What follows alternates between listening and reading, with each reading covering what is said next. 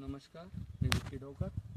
आमचे परम मित्र तुषार नंदनवार साहेब यांच्या वावरात आम्ही व्हिजिट द्यायला आलेलो आहे. आता आमचे मेकॅनिकल इंजिनियर साहेब आता हे जे ड्रॅगन फ्रूटची शेती लावलेली आहे आमच्या मित्रांनी, परम मित्र तुषार नंदनवार यांचे कमीत कमी 1030 पोल लावलेला आहे यांनी या कंडिशनला. आता यांची आम्ही बाग बघायला आलेलो आहे. थोडं बघा, चांगले फ्रूट्स वगैरे लागलेले आहे.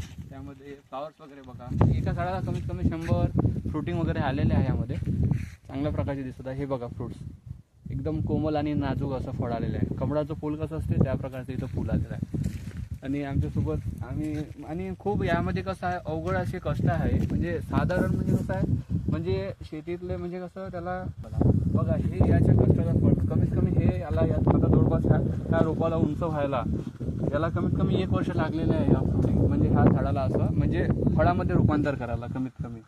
तर अशा प्रकारची बाग झालेली आहे. ही पूर्ण बाग ह्या तुम्हाला व्हिडिओमध्ये दाखवला जाईल.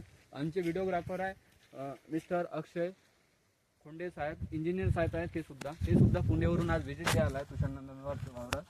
आता आम्ही हे बाग बघायला आलो. पूर्ण बाग तुम्हाला सुद्धा दाखवतो आम्ही ह्या व्हिडिओ मार्फत. कृपया लक्ष देऊन तुम्ही बघावे. आणि काही तुम्हाला क्वेरी वगैरे असतील तर आमच्या व्हिडिओ तुम्ही मेन्शन आणि कमेंट करावे.